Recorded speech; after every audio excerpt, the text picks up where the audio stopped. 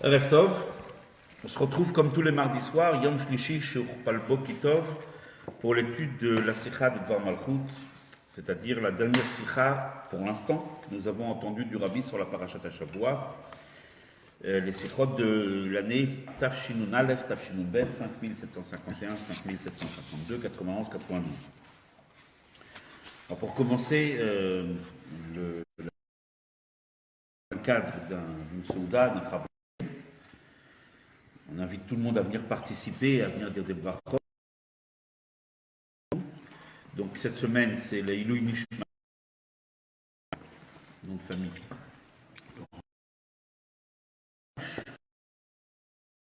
La fin des donc un ami très proche, un membre de la première heure qui nous a brutalement et malheureusement quittés, auquel nous dédions cette étude, ce limoud, et bien sûr nous espérons le voir à Foumiad. Je profite de l'occasion aussi pour souhaiter une grande atzlacha, comme on a l'habitude de le faire, Potrim Birchoda Shel Arsania. On doit toujours dire quelques mots en l'honneur de l'autre qui nous accueille, et ce soir, tous les mardis soirs, nous a accueillis royalement le Bet Rabad de Neuilly, Melech HaMashiach, Zawi qui se bat, son épouse, Rav Zawi et son épouse, qui se bat pour diffuser cette lumière extraordinaire de Torah et Mitzvot, la lumière de la Géoula dans Neuilly et tout autour, et bien plus que cela. On profite de l'occasion, puisqu'on est encore, comme on dit dans l'introduction du Shiur, pour souhaiter une refoua shlema à un des combattants de la première heure pour l'avenue de Mashiach, Yitzhak Chaim Ben Lucy, le Rav Yitzhak Twati. Il est une refoua shlema tekef umiyad, un ami de très longue date de beaucoup d'entre nous ici, à qui on souhaite un prompt rétablissement, que rapidement il puisse retrouver les rangs du combat et de la bataille pour chasser définitivement la galoute, l'exil. Et on profite de l'occasion pour souhaiter refoua shlema à ceux qui ont besoin. Binyamin Ben Rachel, s'il y a encore d'autres personnes qui souhaitent que l'étude de la Torah de ce soir soit dédiée pour une cause, qui disent de Chaim, on le dira à la fin. Cette semaine, c'est la paracha de Mishpatim. Alors, avant de commencer l'étude de la Sikha, je pense qu'il serait important d'introduire quelques petits points qui vont nous permettre de bien comprendre ce que le Rabbi développe cette semaine. L'annonce qui a été faite de ce shiur, de ce soir, peut-être pas tout le monde l'a vu, on a raconté un petit incident, un petit passé dans l'année 91, suite à un discours extraordinaire que le Rabbi a prononcé: faites tout ce qui est en votre possibilité pour amener Mashiach. Il y a quelques chassidim, des gens attachés au Rabbi, qui ont décidé de rédiger un texte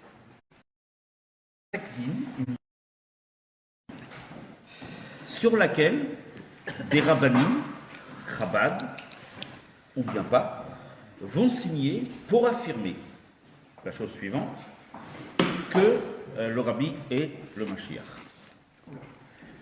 C'était un texte qui a été signé par beaucoup de rabbanim, et c'est intéressant de savoir ce qui s'est passé. Alors ce texte stipulait d'une façon très claire, non pas que nous demandons comme certains piskédinim, certaines fois ça a été signé par des rabbanim, le fait qu'on demande et qu'on époussait que c'est arrivé déjà le moment de la Géoula et que c'est le moment déjà d'arriver à Mashiach, etc., etc. Non, il s'agissait d'un psagdin bien plus précis, je dirais peut-être un peu osé même, qui stipulait que le Rabbi est Mashiach, d'une façon très claire. Et je vais même détailler ce texte.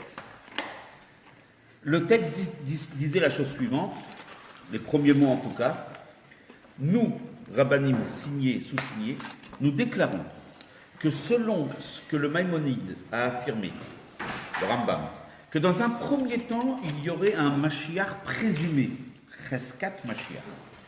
Et dans un second, ce Mashiach présumé deviendrait Mashiach certain. Nous signons que le moment est déjà arrivé, nous avons déjà atteint ce moment où il y a un Mashiach qui est déjà présumé, et même plus, le texte disait Ve'ad, et jusqu'à même Mashiach certain. avec le nom du rabbi et le nom de sa maman, le nom entier du rabbi. C'était un texte qui était quand même, on va dire, osé, puisqu'il affirmait que Cheskat Mashiach, la Mashiach présumée, était déjà atteint, ce qui est déjà, on va dire, en soi, déjà quelque chose d'assez extraordinaire. Et ensuite, il affirmait que le moment où ce Cheskat Mashiach se transformait, ce Mashiach présumé se transformait en Mashiach certain, était déjà arrivé. Et il l'a fait signer par des centaines de rabbinim. Il est intéressant de se poser, on se pose la question, et c'est intéressant de savoir comment a-t-il réagi suite à ce psagdim. On a entendu à l'époque, c'était au printemps de l'année 91, juste après Pessah, on a entendu beaucoup de choses. Oui, le rabbi l'a pris, lui-même, celui qui a rédigé ce psagdim, qui s'appelle le Rav David Nachshon, qui était un des pionniers, comme Nachshon ben Aminadav. Il a affirmé que le rabbi a pris le psagdim et il l'a mis dans la poche gauche, c'est-à-dire proche de son cœur. Vous allez me dire, ce sont des affirmations qui, bon, on peut en douter, il y a des gens toujours qui sont un peu sceptiques, des gens qui se doutent. On va jouer le jeu, on va dire, bon, est-ce que c'est une preuve que le rabbi a accepté? Est-ce que c'est une preuve que ce psagdim, cette décision rabbinique, a toute sa place et en tout cas, il n'est pas quelque chose qu'il faut écarter tout de suite, immédiatement? Le rabbi n'a pas fait mention publiquement de ce psagdim. On ne sait pas ce qui s'est passé. Il est parti ensuite, en fait c'est ce qu'il affirme, selon la demande et la bracha du rabbi sur les tombes des tzadikim en Russie, les rabbins, le Baal Shem Tov, le Maguid de Mezrich, le Admor HaZaken, tous les rabbins de Chabad et d'autres tzadikim, il est parti pour lire ce psagdim. Et il a raconté que le rabbi a eu comment on dit, C'est le rabbi lui-même qui est parti? Non, c'est le Rav Nachshon. Avec son associé qui nous a quittés il n'y a pas longtemps, Avi Taub, qui nous a quittés il y a quelques mois. Ils ont eu l'accord du rabbi. Ben, apparemment, lui, il prétend, ici on met tout sur table, ça, ouais. On dit les choses très claires. Que nous on a pris Babingen avec lui. Alors, il prétend que le rabbi lui a donné des brachot. Encore une fois, est-ce que tu en as la preuve? Non. Est-ce que j'en ai? Le rabbi publiquement n'a pas réagi à ce psagdim. Il raconte, puisque certains ont déjà entendu son récit, d'ailleurs on l'avait une fois invité en France et il nous avait bien raconté, qu'il a eu toutes sortes d'obstacles, de bâtons dans les roues incroyables, et il a bien réalisé que tout ce qui se passait autour de ce psagdim, c'était qu'il y avait quelque chose qui se passait là-haut. Il a eu des pannes de voitures, des pannes de machines, etc., etc. Il y a eu plein de choses qui se sont passées. Le rabbi a lié ça avec l'impression d'un Tania là où il se trouvait. Il a à chaque fois des problèmes. En tout cas, la question qui est lancinante et qui revient ce soir, le rabbi a-t-il un jour réagi publiquement à ce psagdim? Le rabbi l'a-t-il rejeté? L'a-t-il accepté? En cachette? En a-t-il fait mention quelque part dans un des discours publics, ce qu'on appelle les Farbrengen du rabbi? C'est une question qui est restée de longs mois, comme on dit, sans réponse. Bien sûr, on le croit. Un rave qui vient nous raconter et dire des choses au nom du rabbi, il ne va pas mentir. Mais encore une fois, comme les Bnei Israël, ils ont dit à propos de Moshe Rabbeinu, l'annou, pour nous, elle a divré ben Amram. Nous n'avons que les paroles du fils d'Amram, les paroles de Moshe Rabbeinu. Autrement dit, pour nous, tant que nous n'avons pas, si on peut dire, une réaction officielle, publique du rabbi, il est difficile pour nous dans la place publique et de le diffuser, etc., etc. Et donc c'est la question qui se pose et qui est l'introduction de cette sikha. On n'en dit pas plus. C'est une question qui est posée à l'introduction, à l'entrée même, avant de commencer l'étude de la sikha. Je voudrais aussi faire une introduction sur un deuxième point, et non un troisième après, qui va être nécessaire. Ce sont des clés pour comprendre cette sikha.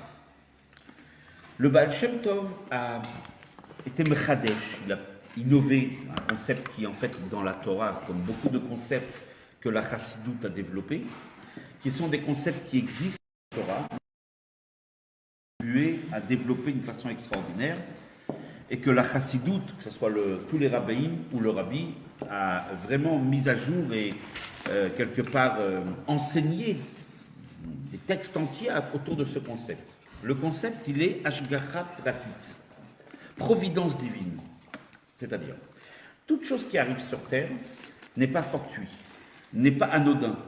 Chaque chose, chaque événement, chaque fois que l'on rencontre quelqu'un, une personne, etc., il n'y a rien qui est anodin. Tout est une kavana eliona, c'est-à-dire une intention, plus qu'une intention, une providence divine. Tout ceci est la volonté d'Akadosh Baruch Hu d'une façon claire.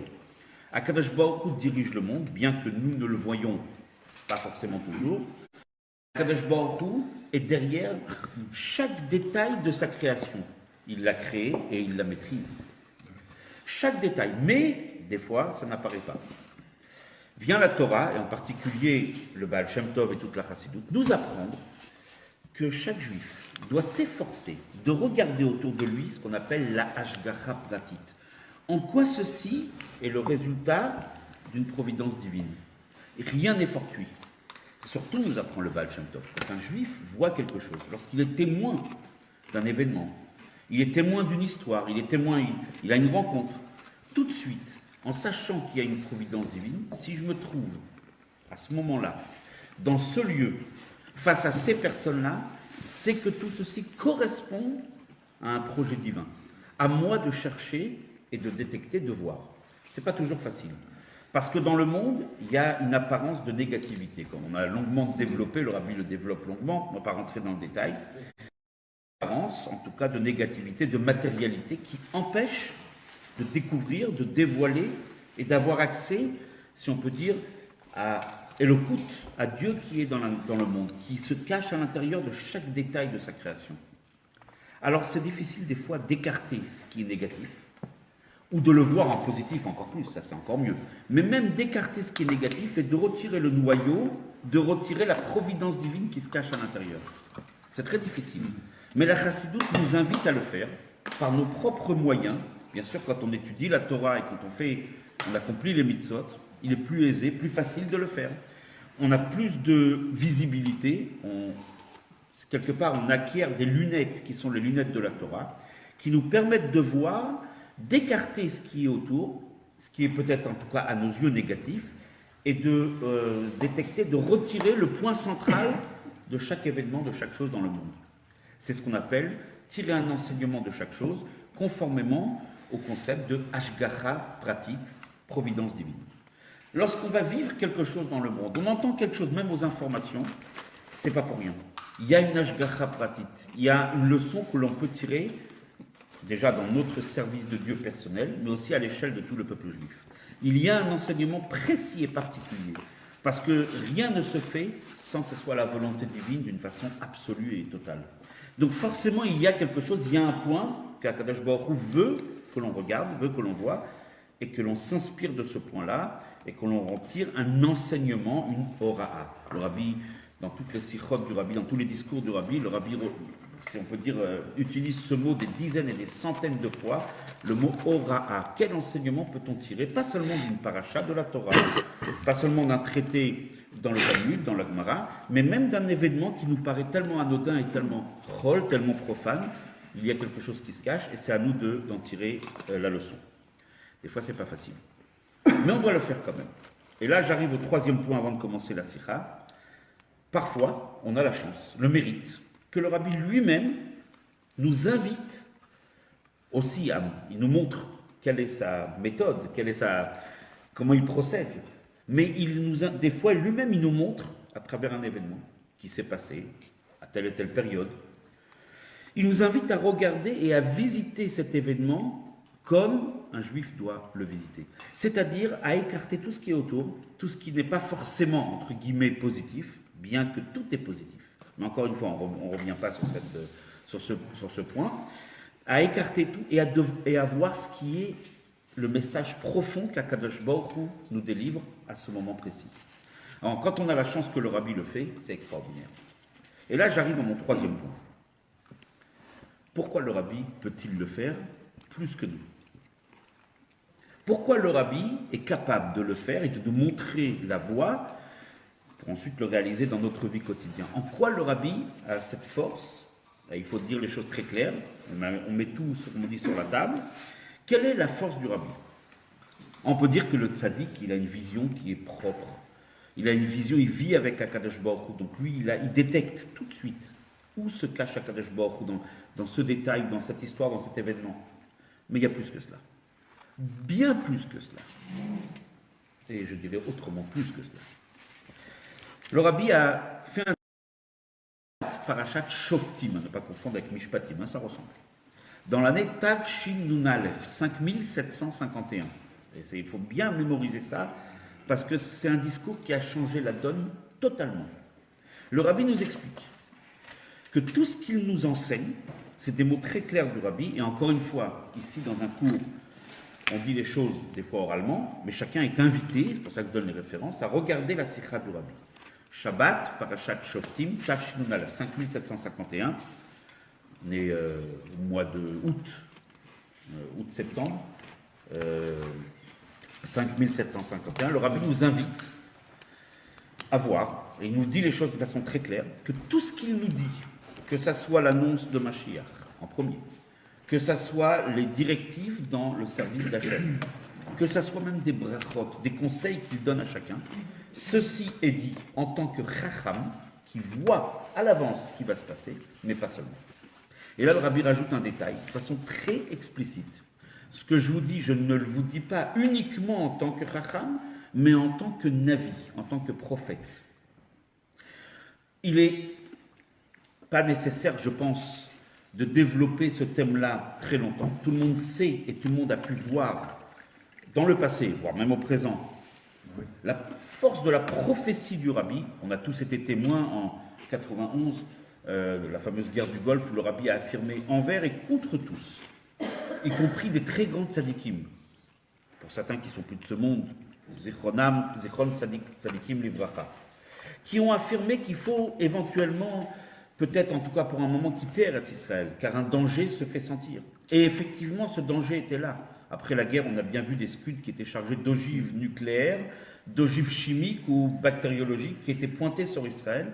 Et la raison pour laquelle le rachat de l'époque Saddam Hussein n'a pas appuyé sur le bouton est à ce jour encore incomprise. On ne sait pas pourquoi il n'a pas appuyé alors qu'il était à la fin de la guerre, il était en train de perdre. Quand on est en train de perdre, on joue son bateau et voilà.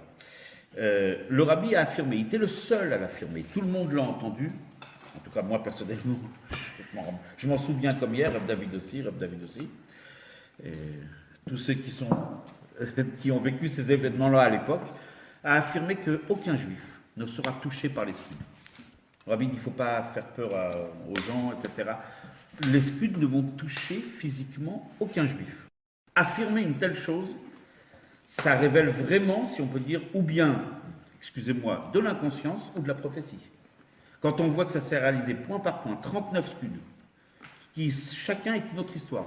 Donc, comme on dit, Enkan Amakom. C'est pas ici l'endroit. Après le cours, on fera un petit Fabringen, peut-être on en parlera.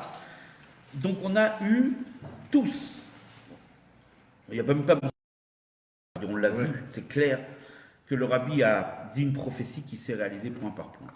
Or, nous dit le Maïmonide, qui est la base des halachot, des lois de la Torah, que dès lors que quelqu'un a fait une prophétie, elle s'est avérée juste, il donne les conditions, mais c'est une prophétie qui a été entendue par tout le monde, qui s'est réalisée dans tous les points, il a le statut légal, d'après la Torah, il ne s'agit plus ici de mots qu'on va prononcer comme ça, c'est un statut légal reconnu par la Torah, par la halacha, comme ça le stipule le Maïmonide, de Navi. La paracha de Shoftim nous dit qu'un Navi, il faut l'écouter. À tel point que celui qui n'écoute pas le Navi, etc., il est chayav mita. Il est passible même de la peine, on ne va pas rentrer dans le détail. Mais en tout cas, c'est une obligation, selon la Torah, d'écouter le Navi. J'ai pris une voix que tout le monde, une prophétie que tout le monde a pu entendre. Mais il y en a des dizaines, des centaines, des milliers d'autres. Personnellement, le rabbi m'a donné des directives, m'a donné des brachot qui se sont avérés justes dans tous les points. Et tout le monde, tous ceux qui ont le mérite, même encore aujourd'hui, d'écrire au rabbi, de recevoir des réponses qui sont d'une précision incroyable, on se rend compte que le rabbi est un avis d'une façon. Il n'y a même pas besoin d'en discuter. Je veux dire, en discuter, ça serait perdre un peu le temps, mais on peut aussi le faire. Mais ce n'est pas le cadre de ce chiffre. Le rabbi étant un avis, un prophète, toutes ces paroles doivent être écoutées. Qu'on les comprenne ou pas, ça c'est notre histoire. Mais on doit écouter les paroles du prophète.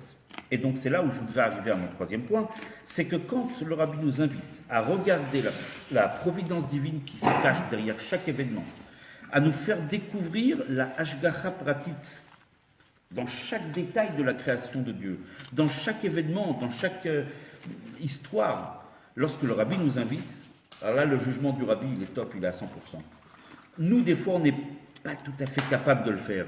On est invité à le faire. La Hashgacha Pratit, c'est l'affaire de chacun, de voir dans sa vie tous les jours. Si j'ai raté le bus à ce moment-là, c'est probablement, et pas probablement, c'est sûrement parce qu'il y a une Kavana, Eliona, il y a une intention divine, c'est évident.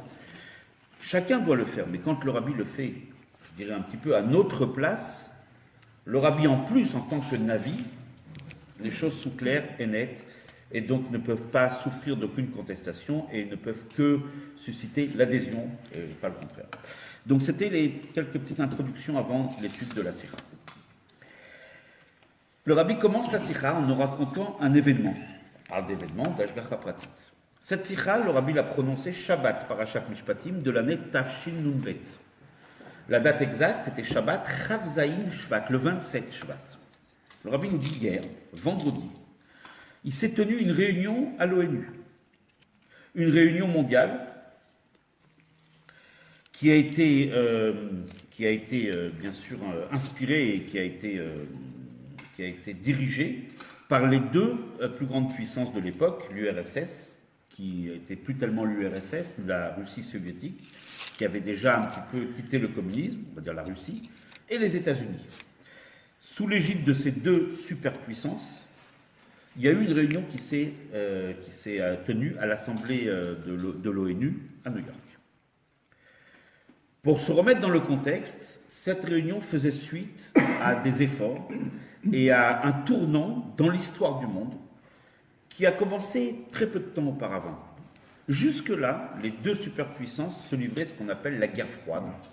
Des missiles nucléaires étaient pointés sur toutes les villes des États-Unis, c'est effrayant, et sur toutes les villes de la Russie.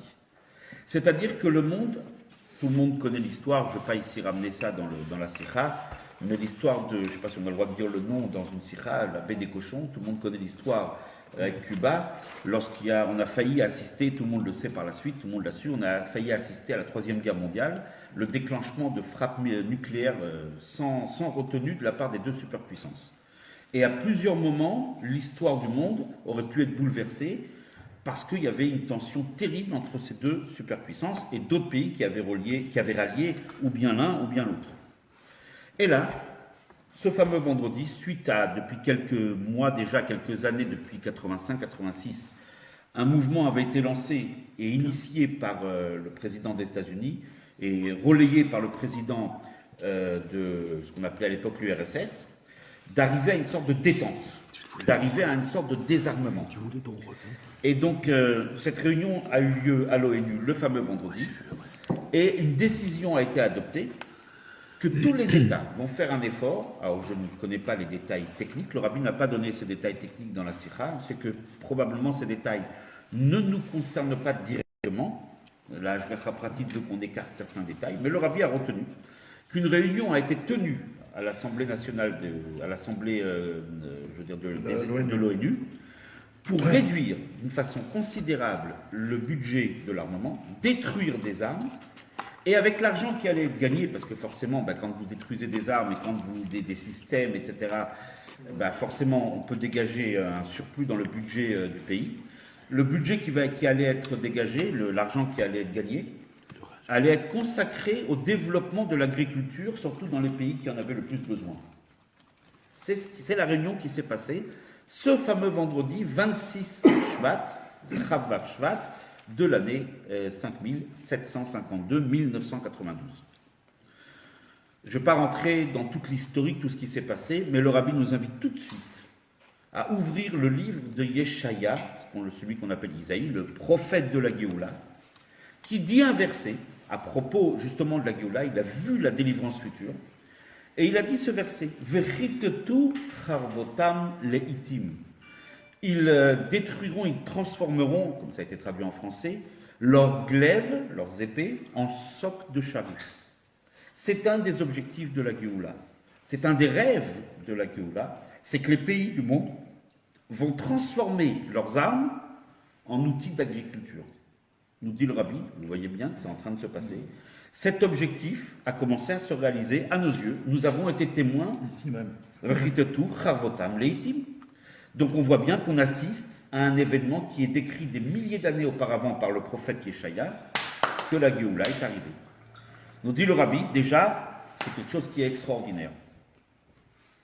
Plus encore, cette réunion avait décidé qu'une nouvelle ère allait commencer, une nouvelle période de détente et de collaboration entre les nations, et d'aller dans un sens de, c'était les mots qui avaient été dans la décision, dans la déclaration finale, d'aller dans un sens de tzedek veyosher, de justice et de droiture, de logique, de moralité.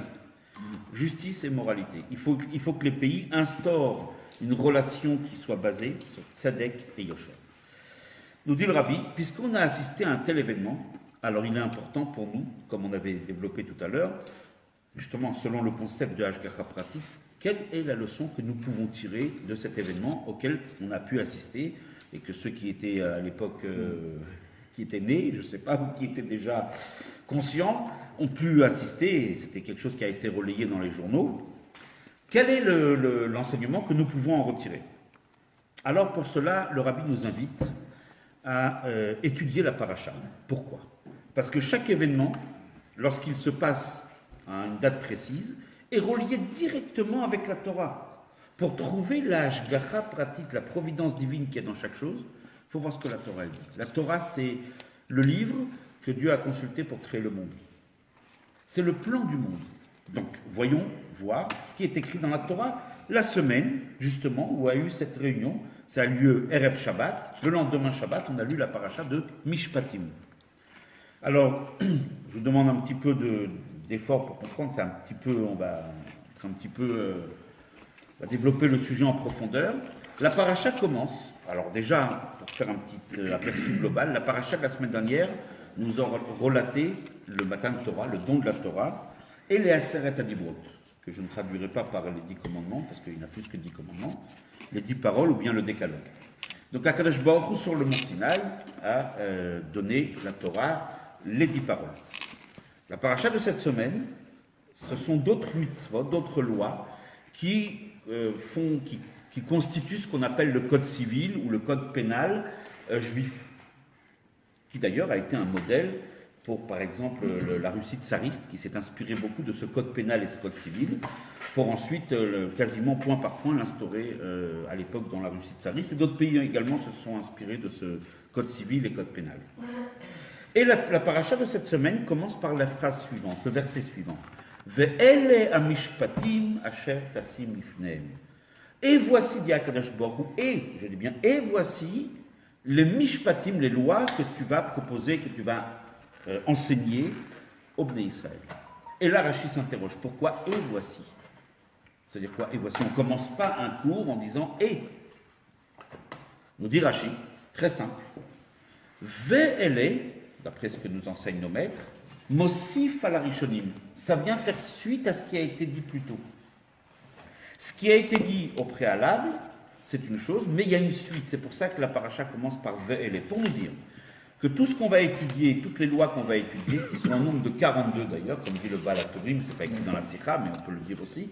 Le Baal HaTurim dit, il fait le compte qu'il y a 42 mitzvot qui constituent le code pénal, le code civil de la Torah. 42, ça fait la Gematria, le compte numérique de Ve'ele. Donc ces 42 lois qui sont donc dans la paracha, c'est la suite du Matan Torah. C'est la suite. Ve'ele amishpatim. Attention, attention. Le Matan Torah, le don de la Torah ne s'arrête pas à la paracha de la semaine dernière. Non, non, il se prolonge. Ve'ele, il continue. Le Matan Torah continue cette semaine. D'ailleurs, une autre partie du récit du Matan Torah, quelques détails qui n'ont pas été mentionnés la semaine dernière, comme le fameux Naaseh Venishma, qui est dans la paracha de cette semaine, ou bien l'alliance que Moshe a fait, etc. On ne va pas rentrer dans tous les détails, chacun est invité à étudier la paracha. Donc, Rashi nous délivre le message. Pourquoi il y a écrit Ve'ele amishpatim? Parce que le code civil, le code pénal qui est enseigné cette semaine, c'est la suite du Matan Torah. Très bien.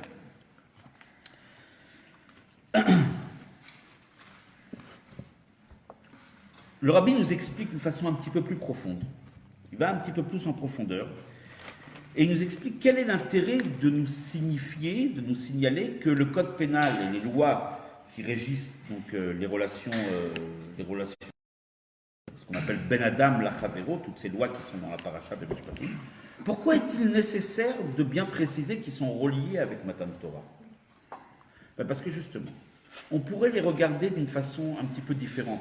Oui, les grandes lois fondamentales du Matan Torah, je suis l'Éternel ton Dieu, tu n'auras pas d'autre Dieu, le Shabbat, ce sont des lois hautement plus importantes, qui ont été données dans le faste, dans la magie du Matan Torah. Mais le Code civil, c'est déjà plutôt des lois qui régissent la société, qui sont plutôt des lois, on va dire, plus techniques, et peut-être on serait en tout cas tenté de ne pas voir dans ces lois le côté divin qui se cache à l'intérieur. Nous serions tentés de voir que ce sont des lois, bon, ok, d'accord, ce sont des lois logiques, humaines, rationnelles, qui vont régir le code civil, le code pénal, mais pas plus. Et c'est là l'erreur, justement, que la Torah veut nous écarter. Elle veut nous écarter de cette erreur, dire attention, c'est la suite. Et comme Rachid le dit très bien, Ma Eilu, Ma Rishonim mi Sinaï, les premières mitzvot que tu as entendues la semaine dernière, elles viennent du Sinaï. Tu n'en as pas le doute. Quand tu entends le Shabbat, l'unicité d'Akadosh Baruch Hu, etc., etc. Le respect des parents, ce sont des lois universelles, des lois très fortes. Ne crois pas que ces petites lois, qui sont logiques, qu'on pourrait les deviner peut-être toutes seules, ne crois pas qu'elles n'ont pas le même caractère divin. Mosif al Rishonim. Le Ve'ele vient nous prolonger le Matan Torah, nous dire attention, le Matan Torah, le Matan Torah a aussi quelque part rapport avec ces mitzvot que nous étudions cette semaine. Il se prolonge à ces mitzvot-là. Ces mitzvot sont une des mitzvot de Akadosh Baruch Hu, du Créateur, au même titre que les mitzvot de la semaine dernière. Et là, justement, il y a un piège. Le rabbi développe ça dans beaucoup de sikhot. Parce que si on regarde de plus près les lois qui sont développées cette semaine dans la Parashat Mishpatim, on pourrait se dire c'est logique, c'est très rationnel. Donc, bien sûr que je les accomplis, parce que je les comprends. Autrement dit, il y a un piège. À partir du moment où je comprends les lois, je les fais, et donc si un jour je ne comprends plus tellement, ou si un jour les conditions vont changer pour que, je m'accorde je fasse une petite entorse à ces lois, parce que logiquement, je pourrais le comprendre, alors là, je serais peut-être tenté d'accommoder les lois selon ma convenance et selon mon confort personnel. Et c'est justement l'erreur à ne pas faire. Non, ces lois viennent du Sinaï. De la même manière que tu ne peux pas remettre en cause Anochi, Hachem, Elokecha. Je suis Hachem ton Dieu. Tu ne peux pas remettre en cause, quand bien même tu les comprends, elles sont logiques. Ces mitzvot-là ne dépendent pas de ta logique. Elles dépendent du fait que c'est Akadosh Baruch Hu qui les a dit. Ceci est la continuité du Matan Torah. Ça, c'est ce qui est développé dans Rashi et dans les sikhot du Rabbi. Mais là, le Rabbi va encore plus loin. Il va rajouter, si on peut dire, un point très profond dans cette étude, dans cette sikha. Et donc, c'est important de bien comprendre, de saisir, parce que c'est tout le point essentiel de la sikha. Justement, puisqu'on a affaire à des mitzvot qui sont rationnelles et logiques, alors on pourrait se dire, oui, c'est logique, oui, c'est normal. Mais on va s'arrêter 2 petites minutes, 2 petites secondes. Pourquoi ces mitzvot sont logiques? Est-il logique? Il l'a deviné. Est-il logique de trouver une logique à ces mitzvot? Autrement dit, j'explique la question. Dès lors qu'une mitzvah, elle vient de Dieu, l'esprit humain peut la comprendre. Est-ce qu'on peut comprendre notre Créateur? Comme dit le Zohar, Leit Machashav, saisir Hachem. Est-il possible de saisir la logique qu'il y a dans une mitzvah? Non. On regarde bien et si on analyse profondément, logiquement, on ne devrait comprendre aucune des 613 mitzvot. Dès lors que ces mitzvot sont l'émanation de la sagesse divine, un petit être humain comme moi n'est pas capable du tout de saisir la chorma élokite, la sagesse divine qu'il y a dans ces mitzvot. Normalement, la règle devrait être pour tous les mitzvot, pas seulement celles que l'on ne comprend pas, même celles que l'on comprend qu'on ne devrait pas les comprendre. Normalement, une mitzvah d'Hachem, puisqu'elle vient d'Akadosh Baruch Hu, je suis qu'un humain tellement limité par rapport au Créateur qui est tellement illimité, Donc forcément, je ne devrais pas comprendre aucune des mitzvot. Ah, donc la question se pose. Comment se fait-il qu'il y a des mitzvot que oui, je comprends? La question, elle n'est plus comment se fait-il qu'il y a des mitzvot que je ne comprends pas et je dois les faire. Non, la question, elle doit être inversée. Beaucoup des fois se posent la question, ah mais je ne comprends pas, pourquoi je dois accomplir telle et telle mitzvah? Mais la question est, pourquoi tu dois accomplir celle que tu comprends? Est-il logique de comprendre une mitzvah d'Akadosh Baruch Hu? Elle vient d'Hachem. Une mitzvah qui vient d'Hachem ne devrait pas être logique, ne devrait pas, comme dit le rabbi dans la Sikha, descendre dans l'esprit humain, ne devrait pas investir l'esprit humain. L'esprit divin est illimité, l'esprit humain est tellement limité. Comment se fait-il que moi, être humain, je peux comprendre certaines mitzvot? Il y a des mitzvot que je comprends, les mitzvot de la parashat Mishpatim, je les comprends, c'est logique. Quelqu'un qui a endommagé le bien d'autrui, il doit le payer, comment il doit le dédommager? Ça me paraît tellement logique. La question elle est pourquoi ça me paraît tellement logique? Parce que c'est lié à l'existence d'une vie. Mais ça ne devrait pas être logique. Dès lors que ça vient d'Akadosh Baruch Il y a une Hu. finalité, justement. Il y a une finalité. Il va déjà plus loin. Hein? Il nous a mis dans ce monde matériel. Et donc, On peut comprendre un petit peu, quoi. je vois ici qu'il y en a certains qui sont habitués. Même quand on ne comprend pas, on sait que c'est positif. Ah oui, oui, ça c'est sûr. Mais de là à comprendre et à dire je comprends, cette mitzvah est rationnelle, je la comprends. Mais non, elle ne devrait pas l'être. Et le rabbi nous explique que c'est ça justement l'enseignement de la paracha. Ve'ele. C'est le résultat du Sinaï, c'est la suite du Sinaï. C'est Af Eilou, comme dit Rashi, mi Sinaï, c'est le résultat du Matan Torah. Akadosh Baruch Hu a fait en sorte, au moment du Matan Torah, c'était un acte qui a été volontaire, c'est pas naturel, c'était pas automatique.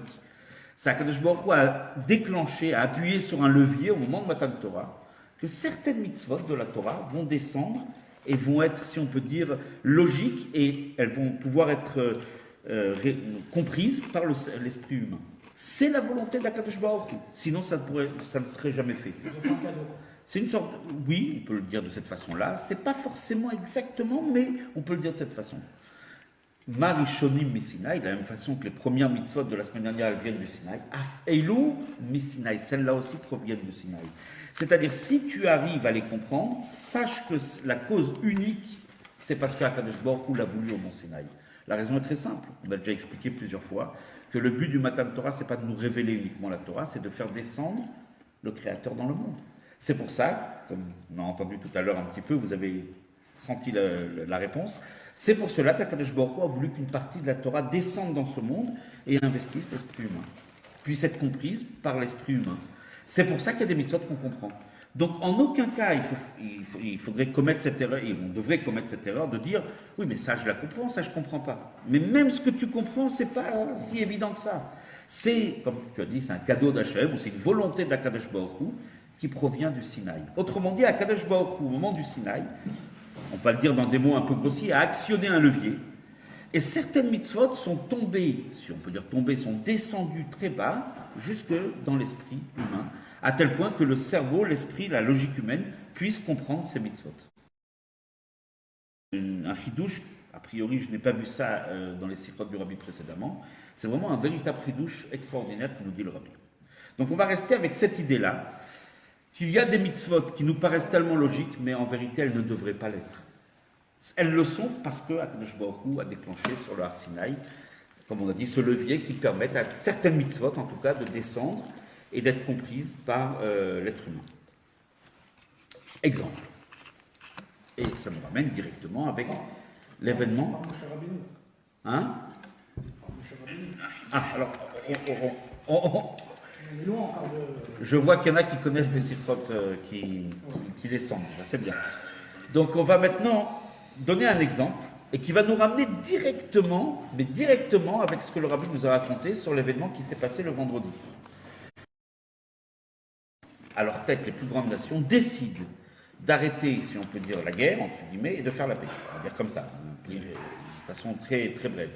Et que les guerres qui sont synonymes de destruction, de désastre, devraient laisser la place à une période de paix, de tzedek, de yosher, de bonne entente, de justice, etc. etc.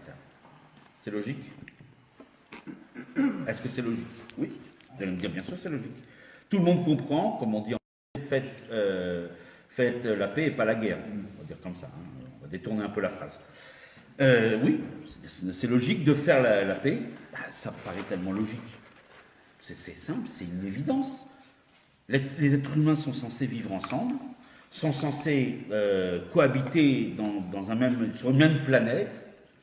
Il apparaît tout à fait normal et logique que des pays se retrouvent ensemble, et c'est dans ce cadre de cette logique extraordinairement humaine que vont se retrouver toutes ces nations pour décider de la paix. C'est tellement logique. Mais la logique peut être dans les deux sens. Mais attendez, où elle était cette logique quelques années auparavant?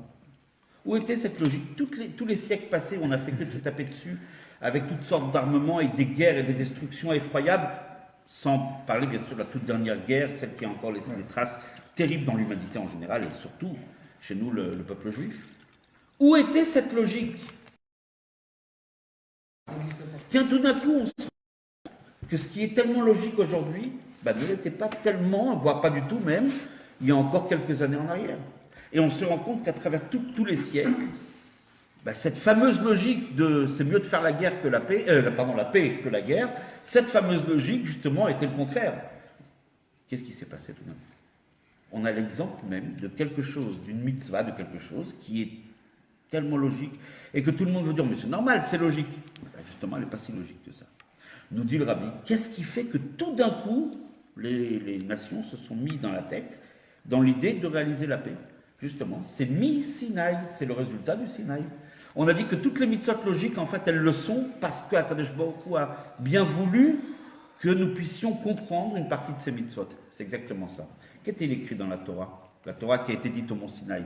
Que quand viendra la Géoula, Vechitetu, Chavotam, Leitim, il est écrit dans la Torah que quand va arriver le moment de la Géoula, les peuples du monde vont faire la paix et non la guerre. Ils vont transformer leur glaive en soc de charrue. Nous dit le rabbi. Cette partie de la Torah était sur le Har Sinaï, mais elle n'est pas descendue tout de suite comme certaines mitzvot, comme certains concepts divins. Elle est restée, si on peut dire, le rabbi ne dit pas ce mot, mais on va le dire un petit peu, bloquée au Har Sinaï. Elle a pris du temps pour descendre de la montagne. La route était longue, il y avait des lacets. C'est jamais pour l'instant compris de façon rationnelle et logique qu'il faut faire la paix. Justement, c'était un concept divin qui n'avait pas rejoint l'humanité, qui n'était pas descendu dans le cerveau humain. Justement, maintenant qu'on arrive, nous dit le rabbi, justement à cette période de la Géoula, c'est pour cela que tout d'un coup, l'esprit humain, même les non-juifs, disent il faut faire la paix, il ne faut pas faire la guerre.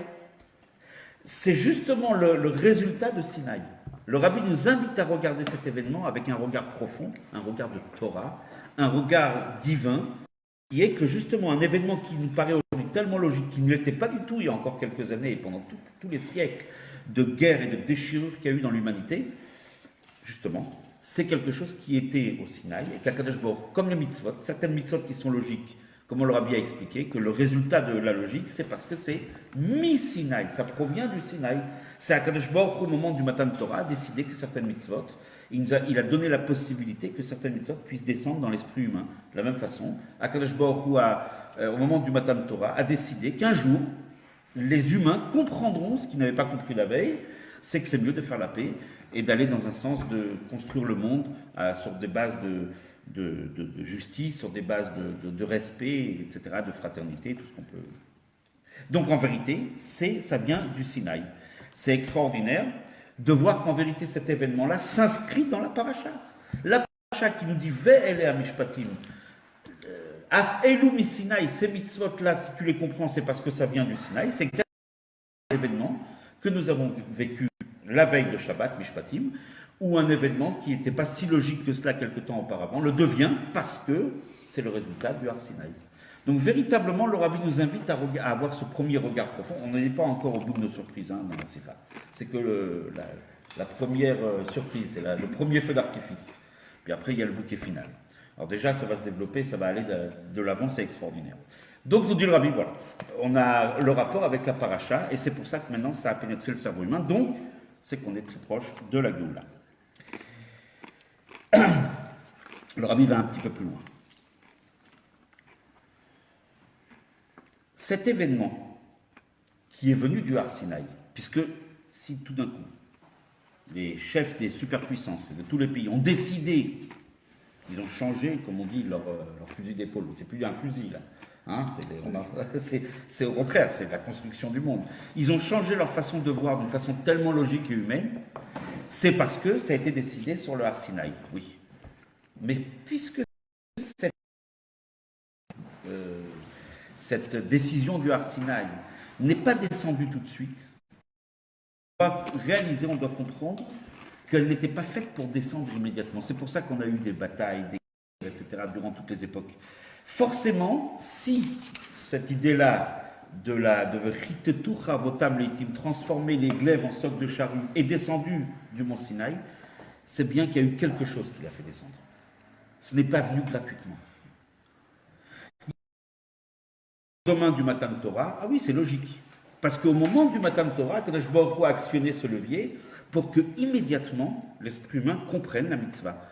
Et après, on se dit, ah ben c'est extraordinaire, on s'extasie même plus, on dit c'est logique, c'est normal, on devrait s'émerveiller. Mais ça a été fait tout de suite après le don de la Torah. Par contre, cette idée-là de la paix, l'idée, la prophétie de Yeshaya, ce n'est pas descendu tout de suite du Sinaï, ça a attendu plus de 5000 ans. Et donc, si ce n'est pas descendu tout de suite, c'est que ce n'était pas fait pour descendre. Et c'est que forcément, il y a eu quelque chose ou quelqu'un qui l'a fait descendre. Le Rabbi nous invite à regarder le Passouk. Qu'est-ce qu'il dit le Passouk? Juste avant Votam Leitim, qu'est-ce qu'il dit? Le verset parle du Melech HaMashiach. Il dit Veshafat ben Agoyim. Mashiach qui va raisonner les peuples. Veochiach, il va les raisonner. C'est l'action du Melech HaMashiach. Autrement dit, quand quelque chose est logique sur terre, l'origine c'est le Sinaï, mais il y a certaines choses qui sont descendues directement après Matan Torah. Il y a d'autres choses qu'il fallait attendre, comme ce sujet-là, que ce soit le Melech HaMashiach qui le fasse descendre. Il n'y a pas écrit formé tout d'un coup comme ça. Il y a écrit juste avant Veshafat qui va raisonner les peuples, qui va leur amener. Donc, qui a fait descendre l'organisation messianique de transformer leurs glaives en socs de charrue? C'est le Melech HaMashiach, comme il est écrit dans le Passouk. Nous dit le Rabbi, maintenant qu'on se trouve dans le moment le plus élevé de la Géoula, Zman Assi chez la Géoula, c'est les mots du Rabbi. Ou en Yiddish, le Rabbi a dit Erste Zeit von der Géoula, le moment le plus haut. Donc maintenant on assiste, et le Rabbi emploie deux mots, écoutez bien, un aperçu et le début de l'action de Melech HaMashiach dans le monde. Un des deux mots, un aperçu, c'est un catalogue. C'est-à-dire qu'on n'y est pas encore, c'est un aperçu.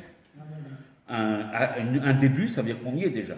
Un des deux mots a été mis entre parenthèses dans la sikha. Lequel? Vous me direz logiquement l'aperçu. Le début. C'est pas vraiment un début, c'est un aperçu. Eh ben non. Lequel mot a été mis entre parenthèses? Aperçu. Et on sait que le Rabbi a corrigé la sikha de sa main, il la corrige des fois même 2 fois, des fois 3 fois. Il relit la sikha et chaque parenthèse, chaque virgule, c'est annoté par le Rabbi. Le Rabbi a mis la parenthèse sur un aperçu. C'est-à-dire que ce n'est plus réellement un aperçu. On est déjà dans le début de l'action de Melech HaMashiach. Chronologie, il peut être à n'importe quel moment. Exactement, un aperçu, ça peut être. Oui, mais quand on. Aperçu. Quand vous approchez d'une ville, vous êtes sur l'autoroute, vous avez un aperçu lointain de la ville. C'est qu'on s'en rapproche. C'est déjà quand même annonciateur. Oui, bon, là, c'est un aperçu qu'on peut avoir globalement. Quand on arrive au début, ça veut dire on y est déjà. Et le Rabbi a mis entre parenthèses le mot aperçu, Me'ein. Chacun est invité à regarder la sikha, il ne faut pas me croire. Un cours qui est oral, il faut toujours regarder de toute façon, c'est comme ça dans la. Regardez à l'intérieur, la sikha du Rabbi de Mishpatim, Tafshin Bet, le Rabbi dit Me'ein, avec Atralat Poulato shel Melech HaMashiach Bolam. C'est plus le début de l'action du Melech HaMashiach qu'un aperçu. Et là, on va faire une petite parenthèse pour se rappeler d'une sikha qu'on avait étudiée, ici d'ailleurs à cette table, pas dans l'autre côté. On l'avait étudiée ici, la paracha de Toldot. Le Rabbi nous avait dit qu'il y a 3 étapes dans le dévoilement de Mashiach. il y a une étape qui a toujours existé. C'est le Mashiach, il existe parmi nous. C'est toujours le chef de la génération qui est le Mashiach. Mais comme il y a des obstacles, des fois le comportement peut-être des Bnei Israël n'est pas comme il faut, etc. Ce qu'on le rabbi appelle des Méniot Veikuvim, alors le Mashiach ne s'est pas dévoilé. Celui qui était le présumé Mashiach n'est jamais devenu Mashiach parce qu'il y a eu des Méniot Veikuvim. Ça, c'est la première étape. Il y a une deuxième étape où c'est fini. Akadosh Baruch Hu vient voir le Malach HaMashiach, il lui dit il n'y a plus de barrière, il n'y a plus aucun empêchement. Je te donne la mission de délivrer le peuple juif de la galoute. C'est ce qu'on appelle le dévoilement du Melech HaMashiach. Le rabbi nous dit cette deuxième étape, puisque aujourd'hui il n'y a plus d'empêchement, cette deuxième étape a déjà eu lieu. C'est les mots du rabbi dans la sikha de Toldot Tav Shin Nun Bet. Clairement, le rabbi nous dit mais comme c'est encore que au début, c'est un dévoilement que, si on peut dire, qui en est à ses prémices, on va dire qui a été connu par ceux qui ont entendu ce discours du rabbi, pas tout le monde l'a entendu. Donc maintenant, il faut atteindre une troisième étape où le Melech HaMashiach va, entre guillemets un peu, je dirais grossièrement, faire ses preuves, c'est-à-dire agir dans le monde. Peu ou l'otav chez le Melech HaMashiach. Dès lors qu'il va commencer, là on a atteint la troisième période. Le rabbi nous dit, par le fait parce qu'on vient de voir qu'une décision qui est de transformer les glaives en socs de charrue, c'est réalisé déjà hier, vendredi, donc le 26 Shvat. C'est bien la preuve que nous assistons au début de l'action de Melech HaMashiach dans le monde. Nous sommes donc à la troisième. C'est vrai que là, ça monte crescendo, on commence à sentir que le rabbi nous fait dévoiler, nous fait découvrir des sujets extraordinaires. Mais ce n'est pas fini. Le rabbi nous dit oui, c'est Melech HaMashiach qui a commencé à donc œuvrer. Et c'est pour cela que ce qui était, entre guillemets, je dis bien, bloqué au Har Sinaï, c'est-à-dire cette réalisation d'aller dans un sens de justice, dans un sens de paix, n'était pas encore descendu du Sinaï, et l'est descendu maintenant, c'est l'action du Melech HaMashiach. Nous dit le rabbi, on peut regarder encore avec un œil un petit peu plus averti, un œil un peu plus profond, et voir qu'il y a un lien étrange entre cet événement, pas étrange du tout, un lien extraordinaire, mais vraiment des faits troublants, on va dire comme ça, même pour celui qui est le plus sceptique, entre le Melech HaMashiach et cet événement. Nous dit le rabbi d'abord, quand est-ce qu'a eu lieu cet événement? Le 26 du mois de Shvat. On va s'arrêter sur le 26. 26, c'est quoi? C'est de la... Le monde est dirigé par Akadosh Baruch Hu, est créé, dirigé. Mais Akadosh Baruch Hu se cache dans le monde, c'est le Shem Elohim. Lorsqu'on va accéder à la Géoula, au dévoilement divin, ce sera le dévoilement de Havaye Yud, Ke, Vav, Ke. D'accord? Qui fait la Géoula. Ensuite 5, ensuite 6, ensuite 5, ça fait 26. Le dévoilement de la Géoula, c'est 26. Nous dit le rabbi, vous voyez bien qu'un objectif de la Géoula prophétisé par Yeshaya s'est déroulé le 26 du mois. C'est pas fortuit. Ashgacha Pratit. Une première Ashgacha Pratit. Le 26 du mois, le nom d'Hachem. C'est bien le début de la révélation d'Hachem dans le monde. C'est pas fini. Il s'est passé un vendredi. Vendredi, c'est Erev Shabbat. Shabbat nous fait référence tout de suite à la Géoula. Shabbat, c'est Yom Shekulo. La Géoula, ça sera un jour de Shabbat total. Yom Shekulo Shabbat ou Menucha Lechaye Olamim. De la même manière que quand arrive Shabbat, on dit Me'ein Olam Haba, Shabbat Menucha, Satan le chante.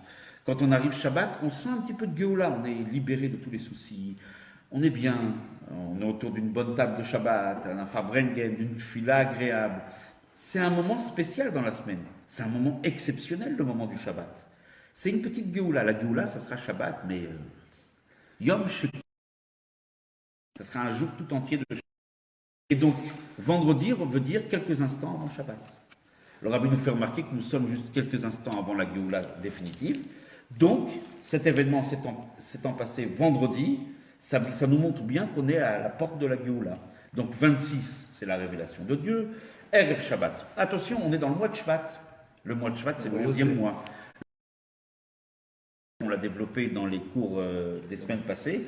Le 11, révélation divine, mais plus encore. Le mois de Shvat, c'est le mois où le rabbi précédent, Rabbi Yosef Yitzhak, a achevé de préparer le monde à la Géoula. Il l'a achevé le 10 du mois de Shvat. On ne va pas redévelopper le sujet qu'on avait développé. Et le rabbi a pris la suite, comme le rabbi dit, la suite précédent, à travers le rabbi, a commencé le 11 Shvat. On pourrait rajouter cette année, on est en plus Shivim Shana, la plénitude de la souveraineté du rabbi. Mais on voit bien que cet événement a eu lieu un vendredi, c'est lié avec la Géoula. Le 26, c'est lié avec la Géoula. du mois de Shvat qui est lié avec la Géoula, et pas seulement avec la Géoula, mais avec le Rabbi directement. Donc ça nous indique bien quelque part qu'il y a quelque part un rapport le mois de la Nessiout. Nous dit le Rabbi, en plus c'était le dernier vendredi du mois de Shvat. On sait très bien que dans la Torah, on va toujours de l'avant. Quand on arrive au mois de Shvat qui est lié avec la Nessiout du Rabbi, donc avec l'idée de la Géoula, quand on arrive le dernier vendredi, on est à la veille du dernier Shabbat du mois de Shvat, on est ici dans une hauteur extraordinaire.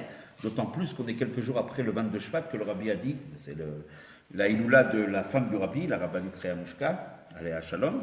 Et donc on a atteint, si on peut dire, le plus haut du mois de Shvat, n'est-ce pas? Donc on voit bien ici qu'il y a un rapport direct entre cet événement et le Rabbi. Le Rabbi nous dit, mais si où ça s'est passé? Où est-ce que cette décision elle s'est faite? À New York. New York, c'est la capitale, nous dit le Rabbi, c'est la capitale de Man Malchei Rabbanim. Combien de rabbins ont exercé, ont dirigé le peuple juif de New York? Le Rabbi précédent et le Rabbi. Le Rabbi nous dit, c'est pas pour rien. Le Rabbi nous invite à réfléchir sur un petit fait intéressant dans les annotations de la Sikha, sur le fait que lorsque l'ONU a été fondée, il était évident, bien sûr, qu'on n'allait pas la fonder dans une capitale, pour pas, quelque part, qu'un pays puisse avoir une sorte d'emprise sur l'ONU. Mais il y avait d'autres villes qui avaient été citées, des villes plus neutres que des villes dans les États-Unis, et même dans les États-Unis, je crois qu'il y avait Boston, il y avait d'autres villes encore, il y avait même Vancouver, je crois, à un moment donné. À l'époque, en 1945, quand l'idée a commencé à germer de faire l'ONU, il y avait d'autres villes qui avaient été proposées pour justement être le lieu, le siège de l'ONU. Ça a été choisi à New York. Pourquoi? Alors, bien sûr, vous allez me dire, bon, celui qui connaît l'histoire, c'était Rockefeller qui avait pesé de tout son poids pour que une zone, il avait vu, c'était une zone à l'époque en friche, et il avait vu un potentiel immobilier extraordinaire. Donc bon, mais ça, c'est encore une fois, nous dit le Rabbi, c'est des raisons extérieures. Un juif doit regarder la Hashgacha Pratit. Pourquoi l'ONU a été fondée à New York? Le Rabbi nous invite à encore plus une réflexion plus grande. Quand est-ce que la décision, l'idée a germé à partir de 45, 46. Mais quand est-ce que les premières, la première, si on peut dire, les premières prémices de l'idée de l'ONU ont commencé à être discutées? C'était encore pendant la guerre. C'était en 42. En 42, pendant la guerre, déjà, il y a eu une sorte de débauche, si on peut dire, de ce que va être l'ONU. L'ancienne Société des Nations ayant bien sûr montré ses limites. Donc l'ébauche, elle a été, j'ai cherché au niveau historique, pas que j'ai besoin de vérifier ce que le Rabbi dit, mais simplement pour apporter des faits qui vont que enrichir les connaissances.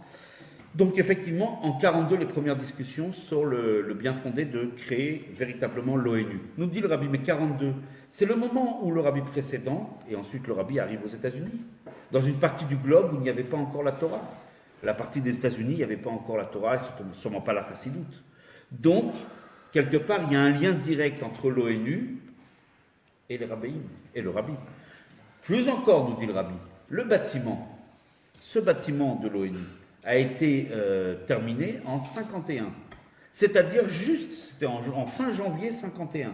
Quasiment à proximité de Yud Shvat, le jour où le Rabbi a pris la Nessiout. Fin janvier 1951, c'est quand même étrange. On voit encore une fois un lien direct avec l'ONU et le Rabbi. Le Rabbi va plus loin. Qu'est-ce qui est écrit sur la façade du bâtiment de l'ONU? Vechitetu chavotam leitim, ce verset qu'on a cité. Ils ne savaient peut-être pas, ils n'ont peut-être pas eu. Mais bon, tout ça vient d'Akadosh Baruch Hu. Encore une fois, l'ONU n'est pas qu'un endroit de plaisir et de bonheur. Le Rabbi lui-même l'a dit.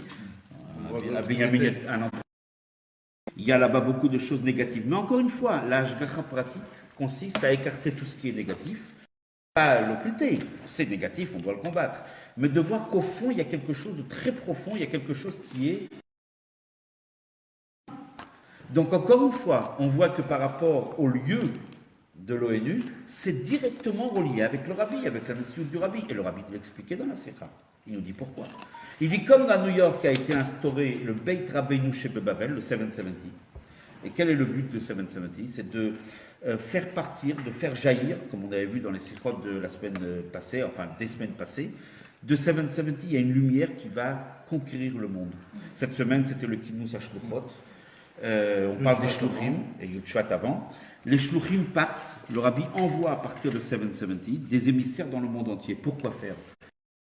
Au monde, là, le message qu'il y a un Dieu dans le monde, on se dirige vers la Géoula pour révéler l'existence d'Akadosh Baruch Hu dans le monde. Et, dit le rabbi, pas seulement envers les Juifs, pas seulement on envoie des messagers, des shluchim, qui vont aller porter la bonne parole, la parole divine à la communauté juive, mais aussi, de là, de 770, sont envoyés des émissaires qui vont parler aux non-juifs et qui vont leur transmettre les Sheva Mitzvot Bnei Noach, les 7 lois Noachid, qu'on invite justement, je fais une petite parenthèse, puisque j'ai à côté de moi 2 personnes qui consacrent beaucoup d'efforts, Rav Zawi et Rav Toshban, donc justement, on vous encourage et il faut que nous aussi on participe à ces actions, de développer le message de droiture, de tzedek et de yosher. Nous dit le rabbi, c'est pas pour rien que de l'endroit d'où émane ce message, c'est dans cet endroit-là que se tienne cette réunion qui a comme but justement d'instaurer de justice dans le monde. C'est dans cet endroit que sont diffusées des idées de paix et de justice. Donc tout ce, nous dit le rabbi, vous voyez bien que, et par rapport à la date où s'est tenue cette réunion, et par rapport à l'endroit, tout ceci nous ramène directement au rabbi. Tout simplement. Nous ramène au rabbi Melech HaMashiach. Donc le rabbi nous dit, puisque vous voyez dans le verset, Beshafat ben Agoïm, et après il y a écrit, donc on voit bien que par l'œuvre du Melech HaMashiach, et on le voit bien que par rapport à la date où ça s'est réalisé, par rapport à l'endroit, tout ceci a un rapport étroit, et non pas vague, avec tous ces faits. Et encore, je vous invite à lire la Sikha, étudier la Sikha, je crois que c'est un peu plus développé. Tout ceci nous ramène vers qui a œuvré, qui a fait tout ça? C'est le Rabbi Melech HaMashiach.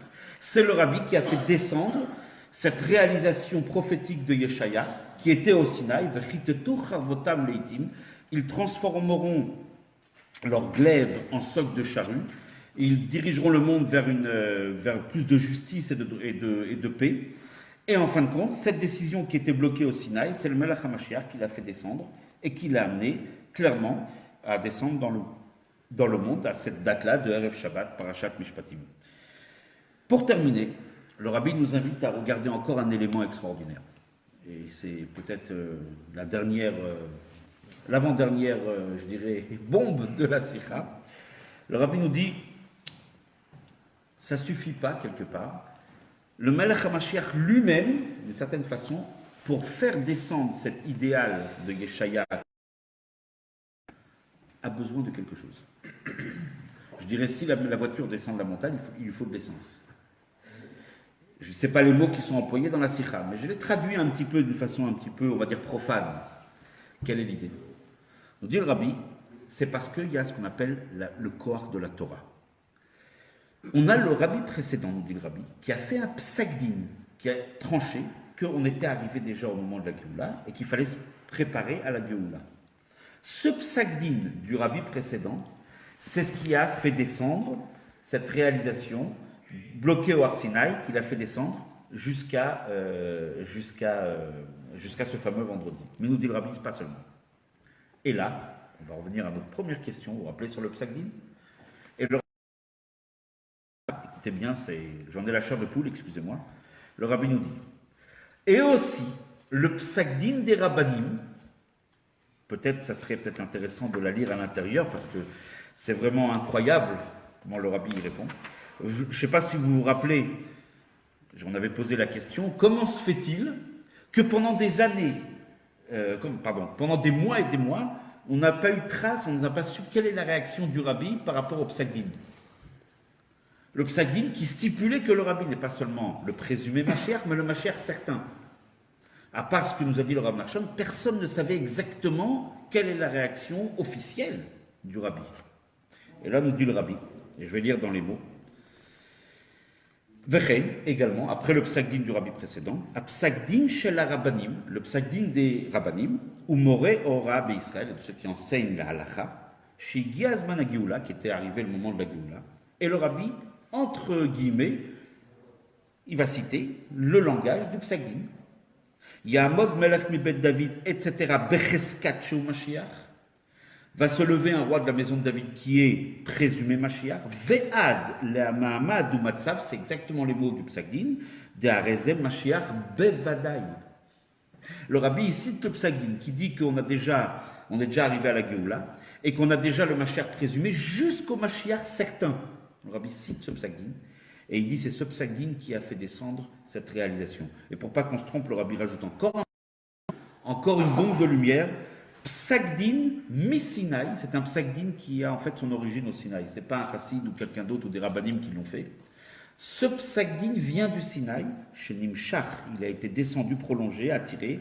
Vechadar, et il a pénétré Gam Begidre Olam, aussi dans le monde tel qu'il est, avec ses limites. Et c'est ce qui a entraîné cette fameuse réunion. Autrement dit, le rabbi a réagi officiellement, publiquement à ce Psagdin, que justement ce Psagdin, pas seulement il est juste et bienvenu, mais au contraire, le rabbi nous dit c'est un Psagdin qui ne vient pas d'un tel rab ou d'un tel rab. Son origine est une origine sinaïque, qui vient du Har Sinaï, et il est descendu jusque dans l'esprit humain, jusqu'à ce que des rabbanim réalisent qu'on a devant nous pas seulement le Cheskat Mashiach, mais le Mashiach Bevadai, c'est les mots du Psagdin. Et c'est ce qui a amené cette fameuse réunion qui s'est réunie à l'ONU, Erev Shabbat, Parashat Mishpatim. Autrement dit, le rabbi nous dit clairement quel est le rôle qu'a joué ce Psagdin.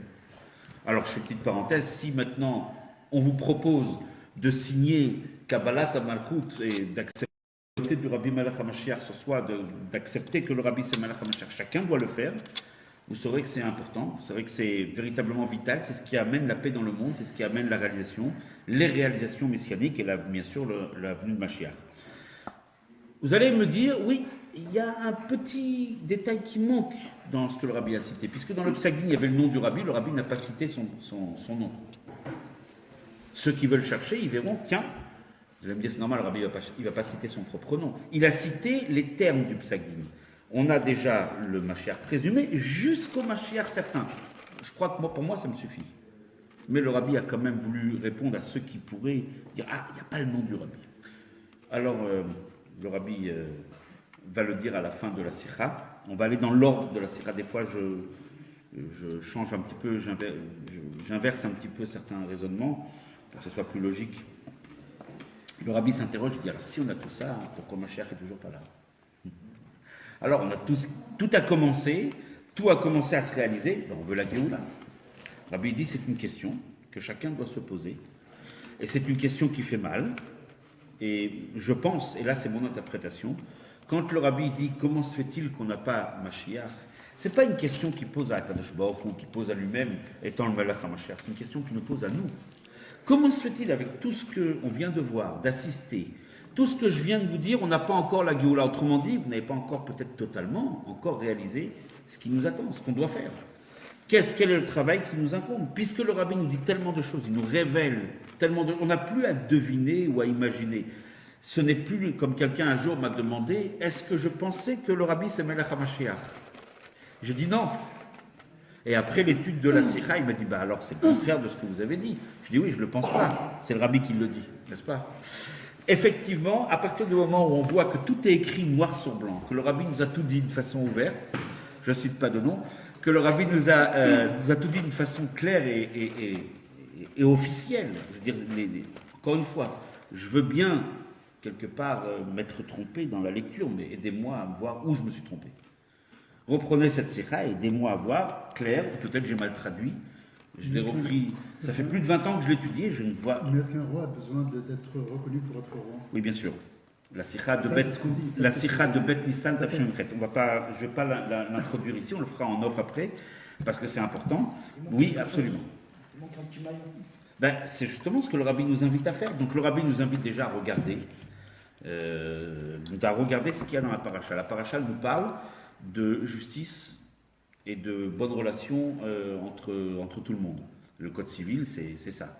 Donc avant tout, le Rabbi nous invite, s'il nous faut encore quelques petites choses, c'est d'avoir déjà des relations de justice et de tzedaka, etc. Surtout que dans la paracha, il y a le fameux verset de Im Kesef Talve et Ami, de prêter de l'argent à un pauvre. C'est plus important que lui donner parce qu'on lui permet, quelque part, on respecte sa dignité. Et donc de tous ces idéaux de justice et de tzedek, comme le rabbi a répondu plusieurs fois que ce qui manque pour la venue de Mashiach, c'est que chacun rajoute encore un petit effort dans des actes de bienfaisance. C'est l'occasion encore une fois, de citer ce qui se fait ici dans le Bet Rabat. Juste derrière ces mechitzot où des paquets, des colis sont préparés tous les Shabbats pour ceux qui en ont besoin, et vraiment chacun est invité à se joindre physiquement ou financièrement, je ne sais pas, à aider un petit peu, parce que c'est une réalisation que le rabbi demande, ou bien de prêter de l'argent, ou bien de donner de l'argent, peu importe. Hein? L'adresse du Bet Rabat de Neuilly, tout le monde la connaît. Oui, mais comme c'est donc tout le monde connaît, je pense. Il faut peut-être rappeler, non? Alors, je laisse Ravzaoui peut-être le dire. Non, le dire, c'est une aura du rabbi. Ça ne coûte rien de leur donner. Pour des actes de bienfaisance. Donc, Bien, donc on invite tout un chacun, toute un chacune à nous rejoindre, soit en nous appelant au 01 46 24 70 deux fois, soit physiquement au 5 rue Paul Chac ou Sonnay-sur-Seine.